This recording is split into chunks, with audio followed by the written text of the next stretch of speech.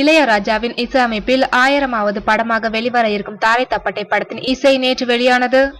சென்னையில் ஏற்பட்ட வெள்ள பாதிப்புகள் காரணமாக இளையராஜாவும் பாலாவும் இந்த இசை வெளியீட்டிற்கான விழாவை பிரம்மாண்டமாக நடத்தாமல் நேரடியாக சிடிக்களை கடைகளுக்கும் இசை உரிமையை வாங்கிய கம்பெனியின் யூடியூப் இணையதளத்திலும் பாடல்களை வெளியிட்டனர்.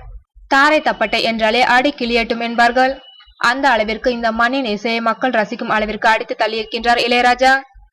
இசை அமைப்பாளர் இளையராஜாவே 2 பாடல்களை எழுதியுள்ளார். மோகன்ராஜ் ஒரு பாடலை எழுதியுள்ளார். திருவாசகத்தில் இருந்து ஒரு பாடலை எடுத்து அதற்கு இசையமைத்திருக்கின்றார். இதில் திருவாசக பாடலான பாரூர்வாயா என்ற திருவாசக பாடலை கேட்கும் போது உருக்கி விடுகிறது. இடறினும் என்று இளையராஜா எழுதி சரத் பாடிய பாடலும் அந்த வரிசையில் இடம்பெறும் மற்றொரு பாடல். நான் கடவுள் படத்தில் இடம்பெற்ற பிச்சை பாத்திரம் பாடல் போல இந்த பாடல் பெரும் வரவேற்பை பெறும் என்பதில் சந்தேகமில்லை.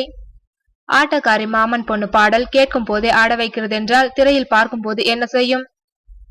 வதன வதன வடிவேலன் பாடலும் ரசிகர்களை நிச்சயம் ஆட வைக்கும் என்பது உறுதி.